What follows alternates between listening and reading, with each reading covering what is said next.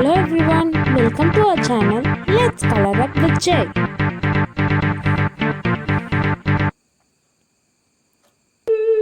"2020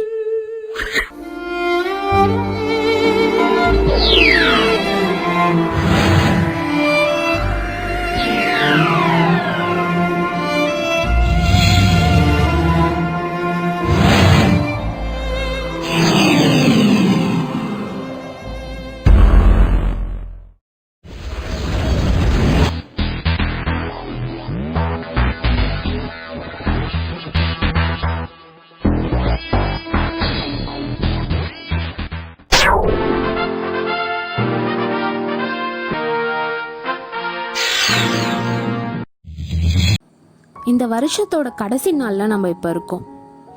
இந்த வருஷத்தில் நம்ம எல்லாருமே நிறைய பிரச்சனைகளை ஃபேஸ் பண்ணிட்டோம். ஆனாலும் நம்ம இப்போ எழுந்து ஓட ஆரம்பிச்சிட்டோம், நம்ம வேலைகளை பார்க்க ஆரம்பிச்சிட்டோம். காரணம் நம்பிக்கை. எவ்வளோ பெரிய பிரச்சனை வந்தாலும் அதை தாண்டி வந்துடலான்னு நம்ம எல்லாருக்குள்ளேயுமே ஒரு நம்பிக்கை வந்திருக்கோம். ஸோ அதே நம்பிக்கையோடு நம்ம அடுத்த வருஷத்துக்கு தயாராகும். ஸோ இப்போது இந்த வீடியோவில் ஒரு குட்டி கதை சொல்லணும்னு ஆசைப்படுறேன். பிலீவ் இன் யுவர் செல்ஃப் அப்படின்ற வேர்டோட மீனிங், அதுக்கான கதை. அதை நான் வரைஞ்சிக்கிட்டே உங்களுக்கு எல்லாருக்கும் சொல்லணும்னு ஆசைப்படுறேன். பாருங்க, கண்டிப்பாக இந்த வீடியோவோட எண்டில் நீங்கள் எல்லாருமே ஒன்று ரியலைஸ் பண்ணுவீங்க. வாங்க இப்போ கதைக்குள்ளே போகலாம். ஒரு ஊரில் 2 பசங்க இருந்தாங்க. அவங்க 2 பேரும் அண்ணன் தம்பிங்க. அவங்க பேர் ராமு, சோமு. பெரியவங்க 10th ஸ்டாண்டர்ட் படிக்கிறாங்க, சின்ன பையன் 4th ஸ்டாண்டர்ட் படிக்கிறான். அவங்களுக்குள்ள ஏஜ் டிஃப்ரென்ஸ் அதிகமாக இருந்தாலும் அவங்க எப்போவுமே பிரியவே மாட்டாங்களாம். எப்போவுமே ஒன்றாவே விளையாடுவாங்களாம், ஒன்றாவே சாப்பிடுவாங்களாம், எங்கே போனாலும் ஒன்றாவே போவாங்களாம். அப்படி இருந்துட்டு இருக்கும்போது ஒரு நாள் என்னாச்சா, அவங்க ஒரு யாருமே இல்லாத இடத்துல போயிட்டு விளையாடிட்டு இருந்தாங்களாம். பட்டம் விட்டுட்டு விளையாடிட்டு இருந்தாங்க. அந்த பட்டம் நல்லா பார்க்க ஆரம்பிச்சிச்சு. ரொம்ப சந்தோஷப்பட்டு 2 பேரும் ரொம்ப சந்தோஷமாக விளையாடிட்டு இருந்தாங்க. அப்படி விளையாடிட்டு இருக்கும் போது 2 பேருமே மேலேயே பார்த்துட்டு பட்டம் விட்டுட்டே வந்துட்டு இருந்தாங்க. கீழே தரையை பார்க்கவே இல்லை. அங்கே ஒரு கிணறு இருந்திருக்கு. இதை இவங்க 2 பேருமே கவனிக்கலை.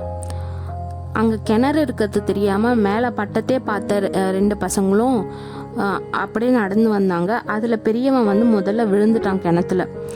இதை பார்த்த சோமு ரொம்ப பதட்டமாயிட்டான். என்ன பண்ணுறதுன்னே தெரியல. ஏன்னா அங்கே காப்பாற்ற ஆளே இல்லை. ரொம்ப நேரம் கத்தி கத்தி பார்த்தாங்க, யாருமே காப்பாற்ற வரல. ஏன்னா அங்கேருந்து யாருக்குமே கேட்காது ஊரில் இருக்கவங்களுக்கு. கீழே இருக்க ராமு ரொம்ப கத்துறான், காப்பாற்றுங்க காப்பாற்றுங்க காப்பாற்றுங்கன்னு. சோமுக்கு மேலேருந்து ஒன்றுமே புரியல. ஏன்னா அவன் ரொம்ப சின்ன பையன். அதுக்கப்புறம் அது பக்கத்தில் இருந்த ஒரு வாளியை சோமு பார்த்தான் மேலேருந்து. சரி, ஓகே, இந்த வாளியை போட்டு நம்ம அண்ணனை எப்படியாச்சும் காப்பாற்றோம் அப்படின்னு சொல்லிட்டு முயற்சி பண்ணுவோம். அவன் அந்த வாளியை கீழே போட்டான். அண்ணா கிட்ட அண்ணா இதில் நீ ஏறிக்கோ, நான் உன்னை தூக்கிடுறேன் மேலே அப்படின்னு சொன்னான். அவங்க அண்ணனும் எப்படியாச்சும் தப்பிச்சிடணும் அப்படின்றதுக்காக ஏறி எப்படியோ பிடிச்சி வந்தா. இவன் தூக்கும் போது வழுக்கி வழுக்கி விட்டுடுச்சு. அவனால் அதை தூக்கவே முடியல. நிறைய வாட்டி நிறைய முயற்சி பண்ணி பார்த்து ஓரளவுக்கு தூக்க முடியுது. திருப்பி வழுக்கி விழுந்துடுறாங்க. இன்னொரு வாட்டி தூக்குறாங்க, இன்னொரு வாட்டி வழுக்கி விழுந்துடுறாங்க. என்ன பண்ணுறதுனே தெரில. கடைசியாக எப்படியோ முயற்சி பண்ணி கடைசியில் அந்த வாளியிலேருந்து தம்பி அண்ணனை வெளியில் கொண்டு வந்துட்டான். வெளியில் கொண்டு வந்தோடனே 2 பேருக்கும் ரொம்ப சந்தோஷம்.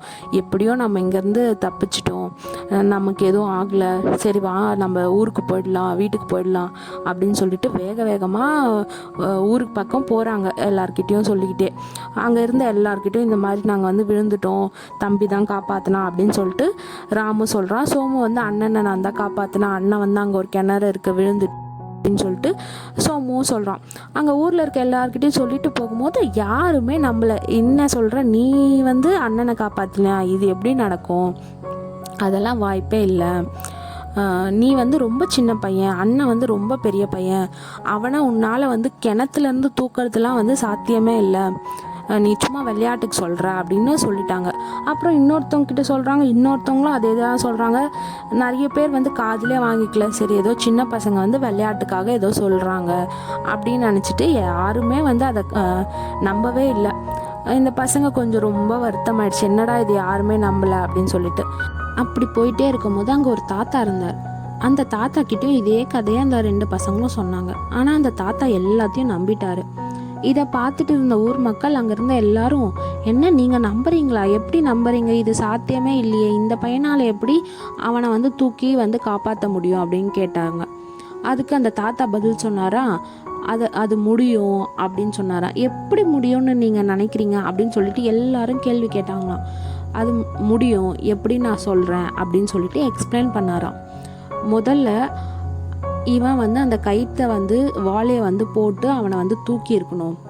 அது தூக்கும் போது யாருமே அவன் பக்கத்தில் இருந்து இது உன்னால் முடியாது, இது வந்து நீ சின்ன பையன், இது தூக்கிற சக்தி உன்கிட்ட இல்லை அப்படின்னு அவனுக்கு வந்து நெகட்டிவ் எனர்ஜி கொடுக்க அந்த இடத்துல யாருமே இல்லை.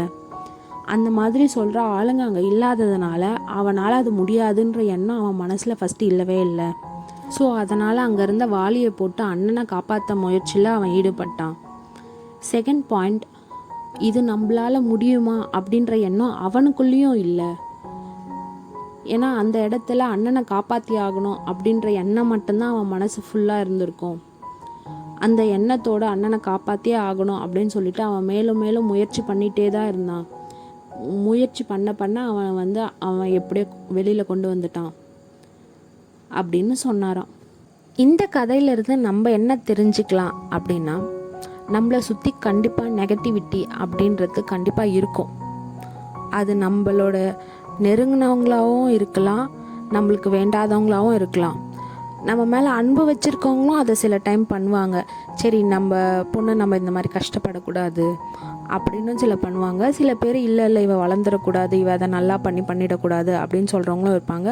சில பேர் வந்து அந்த அளவுக்கு நம்ம மேலே நம்பிக்கை இல்லாதவங்களும் சொல்லுவாங்க, இதெல்லாம் உன்னால் முடியாது, நீ ஏன் இதெல்லாம் பண்ணிகிட்ருக்க, இதெல்லாம் பண்ணுறது டைம் வேஸ்ட்டாக நீ பண்ணிகிட்ருக்க, இதை விட்டுட்டு வேறு வேலையை பாரு அப்படின்ற வார்த்தைகள் நம்ம வாழ்க்கையில் கண்டிப்பாக வந்திருக்கும். ஸோ அந்த மாதிரியான நெகட்டிவ் வார்த்தைகள் உன்னால் முடியாது அப்படின்னு எந்த ஒரு விஷயத்த நீ சொன்னாலும் அதை நீங்கள் என்றைக்குமே எடுத்துக்காதீங்க. அதை இந்த காதில் வாங்கி அந்த காதில் விட்டுட்டு உங்களால் முடியுன்ற நம்பிக்கையோடு நீங்கள் வந்து உங்கள் வேலையை பாருங்கள், அது காதிலே வாங்காத அளவுக்கு. செகண்ட், நீங்கள் ஒரு விஷயத்த நேசித்து அந்த விஷயம் பண்ணணும் ஆசைப்பட்டு நீங்கள் பண்ணுறீங்க அப்படின்னா அது நம்மளால் முடியுமான்னு ஒரு கட்டத்தில் என்றைக்குமே உங்கள் மேலே நீங்களே சந்தேகப்பட்டுடாதீங்க. எவ்வளோ கஷ்டம் வந்தாலும் இது நம்மளால் முடியும், நம்ம இதை செஞ்சு காமிப்போம் அப்படின்ற ஒரு ஸ்ட்ராங் டிட்டர்மினேஷனோட நீங்கள் வேலை பாருங்கள். கண்டிப்பாக அது உங்களால் முடியும். பிலீவ் இன் யுவர் செல்ஃப் அப்படின்ற வார்த்தை இதுக்கு ரொம்ப ரொம்ப கரெக்டாக இருக்கும், ஆப்டாக இருக்கும் அப்படின்னு நான் நினைக்கிறேன். ஸோ இந்த இயர் இன்னையோட முடிய போகுது. நம்ம எல்லாருமே ஒரு கோல் செட் பண்ணிப்போம், நம்ம எல்லாருக்குமே ஒரு ஆசை இருக்கும். பட் வந்து அது ஏதோ ஒரு சூழ்நிலையால் எதனா ஒரு வேலையினால் நம்ம அதை வந்து விட்டுடுவோம், அதை வந்து கண்டினியூ பண்ண மாட்டோம், அதை செய்ய மாட்டோம். ஆனால் இந்த வருஷம் எல்லாருமே ஒரு வந்து ரெசல்யூஷன் எடுத்துப்போம்.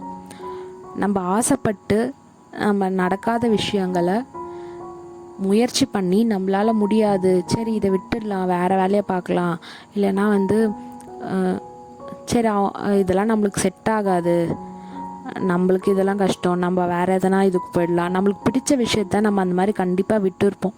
அந்த மாதிரி இருக்க விஷயங்கள் எதையுமே நம்ம விட வேண்டாம். உங்களால் முடியும் அப்படின்னு நீங்கள் நம்பிக்கை வைங்க, உங்கள் மேலே நீங்கள் நம்பிக்கை வைங்க, அது உங்களால் முடியும்.